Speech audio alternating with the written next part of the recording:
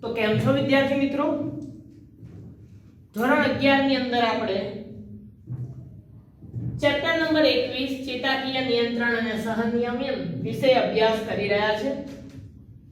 ચેતાકીય નિયંત્રણ અને સહનિયમન ની અંદર વિદ્યાર્થી મિત્રો આપણે જે ટોપિક વિશે માહિતી મેળવી હતી આની પહેલા ચેતાકોષનો બંધારણ. ચેતાકોષ કે જે એક રચનાત્મક અને ક્રિયાત્મક એકમ છે તેનો ચેતાતંત્રનો.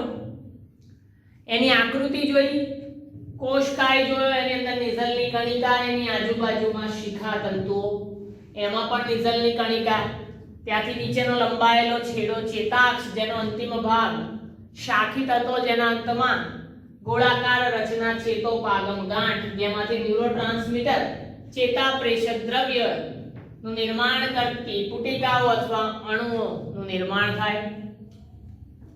શિખા તંતુ ઉર્મિવેગને ગ્રહણ કરે, સંદેશાને ગ્રહણ કરે, કોષકાયમાં વહન કરાવે. કોષકાયમાંથી આ સંદેશાને ચેતાક્ષ દૂર લઈ જાય, ક્યાં? ચેતોપાગમ પાસે અથવા ચેતા સ્નાયુ સંધાન પાસે. વિદ્યાર્થી મિત્રો, ત્યાર પછી આપણે વાત કરી કે ચેતાક્ષ અને શિખા તંતુની પ્રકારને આધારે, સંખ્યાને આધારે ચેતાકોષના 3 પ્રકાર પડે. બહુધ્રુવીય ચેતાકોષ, દ્વિધ્રુવીય ચેતાકોષ અને એકધ્રુવીય ચેતાકોષ. ત્યાં સુધી આપણે વાત કરી. ત્યાર પછી મેં તમને કહ્યું હતું કે એ જ ટોપિકમાં આ આકૃતિની અંદર અમુક વસ્તુ રહી ગઈ છે, એના વિશે વાત કરીએ તો તમે ચેતાક્ષની રચના જુઓ, નીચે લંબાયેલો છેડો. તો ચેતાક્ષના વિદ્યાર્થી મિત્રો મુખ્યત્વે 2 પ્રકાર હોય, મજ્જિત અને અમજ્જિત. જો ચેતાક્ષ મજ્જિત હોય તો એને મજ્જિત ચેતાતંતુ અથવા ચેતાકોષ કહેવાય. જો ચેતાક્ષ મજ્જિત ન હોય તો એને અમજ્જિત ચેતાક્ષ કહેવામાં આવે. એટલે મજ્જિત અથવા અમજ્જિત હોય. હવે એટલે શું? તો જે ચેતાક્ષ શ્વાનના કોષ દ્વારા આવૃત હોય, બરાબર વિદ્યાર્થી મિત્રો, તમે આકૃતિ જોશો તો ચેતાક્ષની આજુબાજુ આ રીતે રચના બનાવેલી છે. જો આને ચેતાક્ષ હોય ને તો બંને બાજુ આવી રચના બનાવેલી છે, તમે જોયું હશે. આ પ્રકારનો ચેતાક્ષ હોય તો એને મજ્જિત ચેતાક્ષ કહેવાય કે જેની આજુબાજુ શ્વાનનો કોષ વીંટળાયેલો છે. અને આ શ્વાનનો કોષ એ ચેતાક્ષની આજુબાજુ જે આવરણ બનાવે છે એને મજ્જા આવરણ કહેવાય. શ્વાનનો કોષ ચેતાક્ષની ફરતે જે આવરણ બનાવે છે એને મજ્જા આવરણ તરીકે ઓળખવામાં આવે છે. એટલે આ પ્રકારનો હોય ચેતાક્ષ એટલે એને મજ્જિત ચેતાક્ષ કહેવાય. આ રચનાને શ્વાનનો કોષ કહેવાય. એ વિતરાયેલો છે એટલે કે મજ્જા પડ છે, મજ્જા આવરણ છે, એવા ચેતાકોષને મજ્જિત ચેતાકોષ કહેવામાં આવે છે. પછી તમે જો 2 ક્રમિક મજ્જા આવરણની વચ્ચે જગ્યા હશે, એ કમ્પ્લીટ એકદમ સળંગ નથી. જો આ એક અહીં પૂરો થઈ જાય, બીજો અહીંથી પૂરો થાય, ત્રીજો પાછો અહીં પૂરો થઈ જાય, ક્યારેય સળંગ નથી. તો 2 મજ્જા આવરણની વચ્ચેની જે જગ્યા છે, 2 મજ્જા આવરણની વચ્ચેની જગ્યા, એને આપણે રેનવીયરની ગાંઠ તરીકે ઓળખીએ છીએ. આ રેનવીયરની ગાંઠ કે જે 2 મજ્જા આવરણની વચ્ચે આવેલી છે, બરાબર, એનું કામ શું છે? અને ચાલો મજ્જિત અને અમજ્જિત ચેતાકોષ કોને કહેવાય એ તો ખબર પડી, પણ બંને વચ્ચેનો તફાવત શું? મજ્જિત અને અમજ્જિત એકબીજાથી કઈ રીતે અલગ પડે, અથવા બંનેમાં એકબીજાના કાર્યો શું? તો જ્યારે જો બંને મજ્જિત ચેતાકોષ હોય કે અમજ્જિત ચેતાકોષ હોય, બંનેનું કામ છે ઉર્મિવેગનું વહન કરાવવું. બંનેમાં શિખા તંતુઓ સંદેશાને ગ્રહણ કરીને કોષકાયમાં મોકલે અને કોષકાયમાંથી આ સંદેશો જ્યારે અક્ષતંતુમાં પ્રવેશે તો એ સંદેશો કેવો હોય મોટા ભાગે? તો કે વિદ્યુતના વીજ ચુંબકીય તરંગ સ્વરૂપે એ સંદેશો આવે. તો કેટલીક વાર જો ઉર્મિવેગ વધારે પ્રબળ અથવા સ્ટ્રોંગ હોય, બરાબર, તો એ ચેતાક્ષને તોડી નાખે છે. ક્યારે તોડે? જો એના ઉપર મજ્જા આવરણ આવા જાડા ન આવેલા હોય તો ઘણીવાર જ્યારે ઉર્મિવેગ વધારે પ્રબળ હોય, સ્ટ્રોંગ હોય, તો એ ચેતાક્ષને તોડી દે છે. જ્યારે મજ્જિત ચેતાકોષની અંદર જો સંદેશો સ્ટ્રોંગ હોય તો પણ એ ચેતાક્ષને તોડી શકતો નથી, કારણ કે એના ઉપર શ્વાનના કોષનું આવરણ આવેલું છે. એટલે આ પહેલો તફાવત. બીજો તફાવત, અમજ્જિત ચેતાકોષની અંદર જ્યારે ઉર્મિવેગનું વહન થાય તો એને વહન પામતા વાર લાગે છે, સમય લાગે. જ્યારે મજ્જિત ચેતાકોષ હોય તો એની અંદર તમે જુઓ બે મજ્જાપડ વચ્ચે રેનવીયરની ગાંઠ આવેલી છે. એટલે જ્યારે સંદેશો કે ઉર્મિવેગ અહીંયા આવે તો અહીંથી અહીંયા કૂદી જાય, અહીંથી અહીંયા અને અહીંથી અહીંયા. એટલે એને આ રીતે બધું ફરીને આવવું પડે નહીં.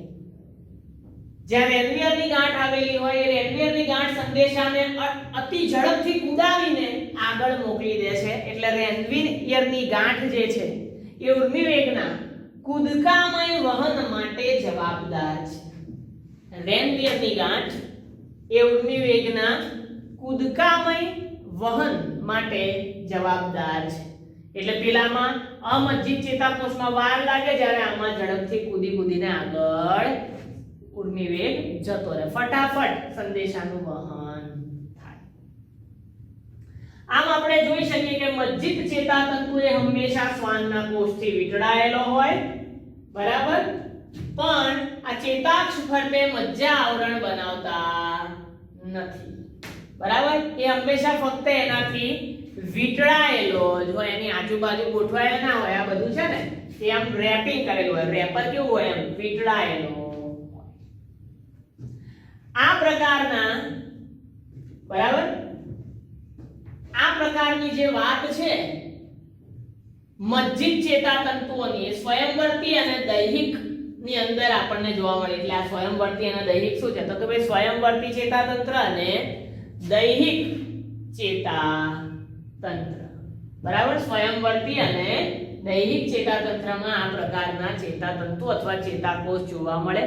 અહીંયા આપણે ચેતાકોષની રચના પૂરી થાય. 3 માર્ક્સનો પ્રશ્ન આકૃતિ સહિત અહીં આગળ પૂરો થયો. હવે આ ટોપિકની અંદર આપણે જે પ્રશ્ન વિશે ચર્ચા કરવા જઈ રહ્યા છે વિદ્યાર્થી મિત્રો, એ આ ચેપ્ટરનો સૌથી ઇમ્પોર્ટન્ટ ટોપિક છે ઉર્મિવેગની ઉત્પત્તિ અને વહન.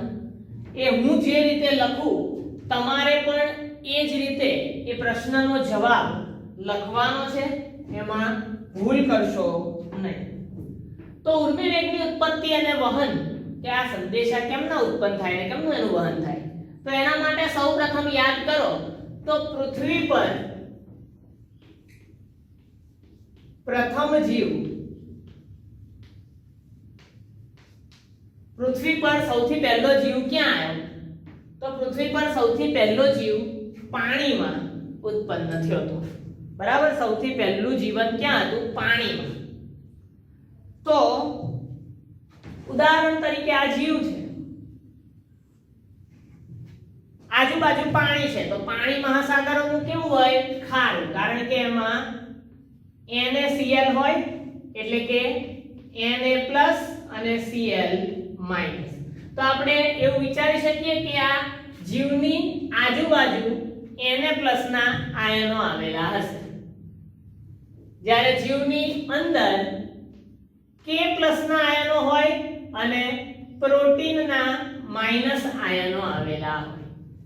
અંદર K+ વધારે હોય, બહારની બાજુ Na+ વધારે હોય, બરાબર.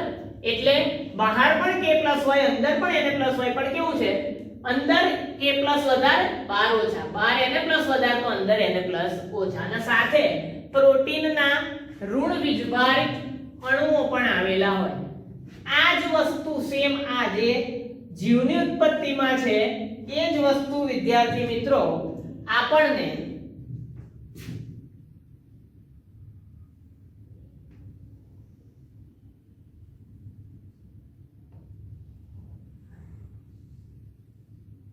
ચેતાક્ષમાં જોવા મળે છે. આ ચેતાક્ષનો એક ટુકડો છે. તો ચેતાક્ષના ટુકડામાં બહારની બાજુ શું હોય તો કે ભાઈ ઘણા બધા Na+. અંદરની બાજુ શું હોય બહુ બધા K+. બહાર Na+ વધાર, અંદર K+ વધાર. આ રીતે લખી દેવાનું. બહાર Na+ વધારે અને K+ ઓછા હોય તો બંને, પણ અંદર K+ વધુ અને Na+ ઓછા. બરાબર. અને સાથે બીજું હોય પ્રોટીનના ઋણ વીજભારિત કણો. હવે બહાર Na+ વધારે છે, અંદર K+ વધારે છે. તો આ વસ્તુને આધારે આપણે ઉર્મિ વેગની ઉત્પત્તિ અને વહન વિશે વાત કરીએ તો કોઈ પણ ઉર્મિ વેગની ઉત્પત્તિ અને વહન ની અંદર ત્રણ અવસ્થાનો અભ્યાસ કરવો પડે છે. વિશ્રામી અવસ્થા, સક્રિય અવસ્થા અને ફરી પાછી વિશ્રામી અવસ્થા. વિદ્યાર્થી મિત્રો, પહેલી અવસ્થા આપણે લઈએ છીએ વિશ્રામી અવસ્થા. પ્રથમ અવસ્થાનું નામ છે વિશ્રામી અવસ્થા.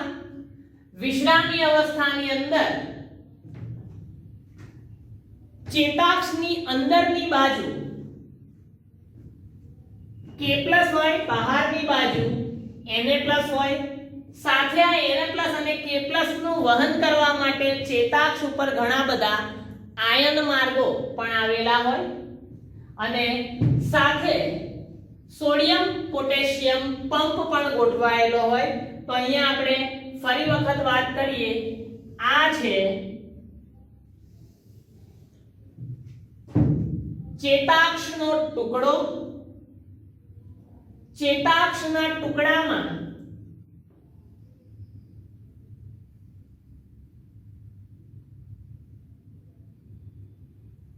આ પ્રથમ આયન માર્ગ છે.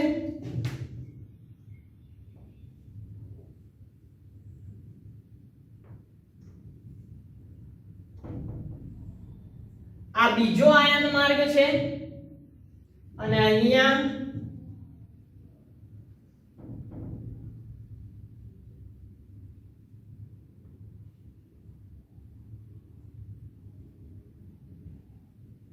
સોડિયમ પોટેશિયમ પંપ છે. બરાબર. બે આયન માર્ગ. એક કોનો આયન માર્ગ છે તો કે ભાઈ આ K+ નો આયન માર્ગ છે, આ Na+ નો આયન માર્ગ છે અને આ તો સોડિયમ પોટેશિયમ પંપ છે. હવે વિદ્યાર્થી મિત્રો, એક વસ્તુ ધ્યાનમાં લો તો તમે જો આની બહારની બાજુ બધે શું વધારે છે Na+. તો અહીં લખું બહાર Na+ છે વધારે. અંદર શું વધારે છે K+ વધુ. અંદર શું છે K+ વધુ છે, બહાર Na+ વધુ છે. એટલે અંદર બાર વધાર ઓછા. બરાબર. એવું એક ઢોળાંશનું નિર્માણ થયું એટલે એક પ્રકારનું નિષ્ક્રિય વહન થઈ શકે. તો વિશ્રામી અવસ્થામાં શું થાય છે તો Na+ નો આયન માર્ગ બંધ હોય છે. જો દેખાય છે, વિશ્રામી અવસ્થામાં Na+ નો આયન માર્ગ બંધ છે, પણ K+ નો આયન માર્ગ ખુલ્લો છે. એટલે અંદર જે K+ ના અણુઓ જે છે એમાંના થોડા K+ ના અણુઓ બહારની બાજુ જવા લાગશે. ખબર પડી? એટલે હવે અંદરથી K+ બહાર જાય એટલે અંદરનો ધન વીજભાર ધીરે ધીરે ઘટે. k પ્લસ બહાર જાય એટલે ધન વીજભાર ધીરે ધીરે ઘટે. આ તો બંધ છે એટલે નહીં એને પ્લસ અંદર આવે કે નહીં બહાર જાય, પણ k પ્લસ ખુલ્લા છે એટલે અંદરથી ધીરે ધીરે k પ્લસ બહાર જાય છે ચેતાક્ષમાંથી, એટલે અંદરથી ધન વીજભાર ઘટે. એવું લખાય, ધન વીજભાર ઘટે. કેટલો ઘટી જશે? તો અંદરનો જે વીજભાર છે એ -70 મિલીવોલ્ટ જેટલો થઈ જશે. વિશ્રામી અવસ્થામાં ચેતાક્ષનો જે અંદરનો વિદ્યુતભાર છે -70 મિલીવોલ્ટ થઈ ગયો, કારણ કે k+ ની અમુક ચેનલો ખુલવાથી ધીરે ધીરે k+ બહાર જતા રહ્યા અને એ -70 મિલીવોલ્ટ સુધી પહોંચી ગયો. આ વિશ્રામી અવસ્થા છે. વિશ્રામી અવસ્થા ની જે વાત છે, બરાબર, આ વિશ્રામી અવસ્થા પછી બીજી આવે છે સક્રિય અવસ્થા.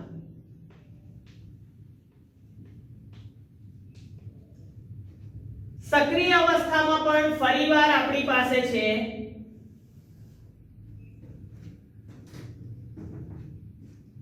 ચેતાક્ષનો ટુકડો.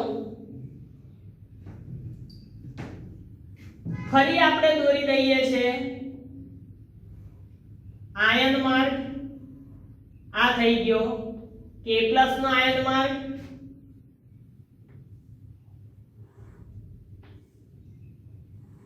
આ થઈ ગયો Na+ નો આયન માર્ગ, અને અહીંયા ફરી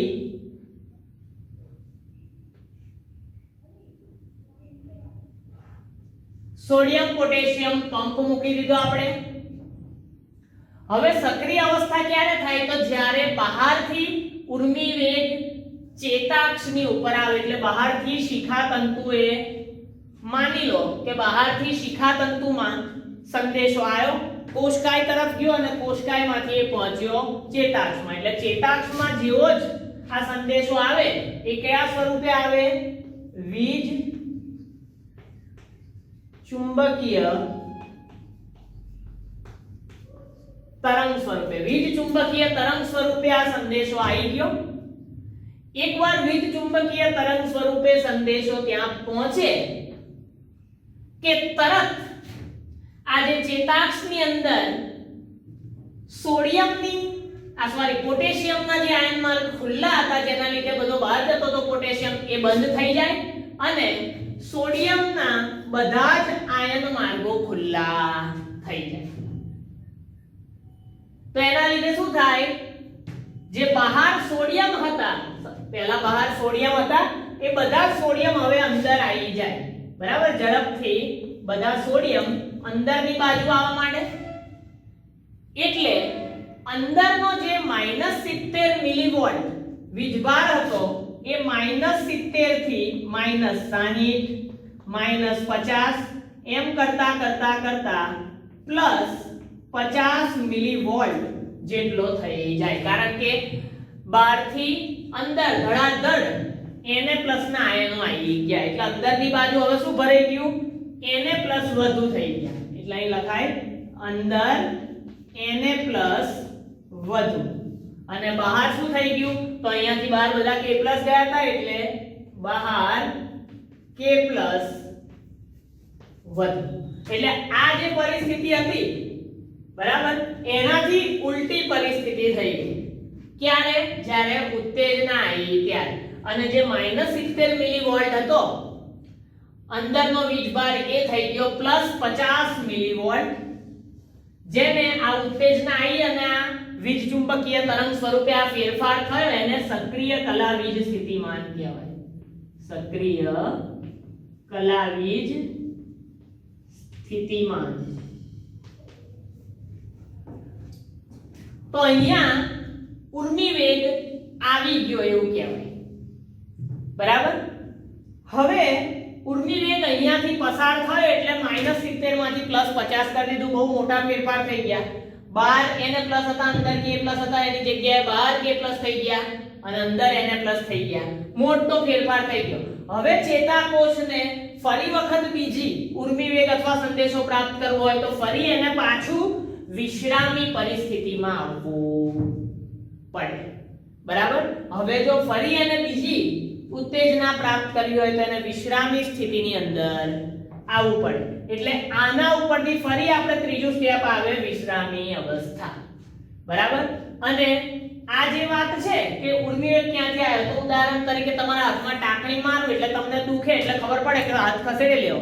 એક ટાંકણી મારીને જે દુખાવો ની સંવેદના શરીરમાં એ થઈ ગઈ ઉર્મિવેગની ઉત્પત્તિ, અને આ રીતે એનું વહન થાય. હવે વહનમાં આપણે પહોંચ્યા છે અહીંયા સક્રિય અવસ્થામાં. અંદર બહાર જે લોચો પડી ગયો છે, ઉલટું થઈ ગયું છે. બરાબર. પહેલા આ હતું ને આ હતું, એની જગ્યાએ ઊંધું થઈ ગયું એટલે ફરી પાછું આપણે આ પરિસ્થિતિ મેળવવી પડે. તો હવે આટલું પહેલા ઉતાર દો ધ્યાનથી, પછી આપણે આગળનો પોઈન્ટ એની ચર્ચા કરીએ.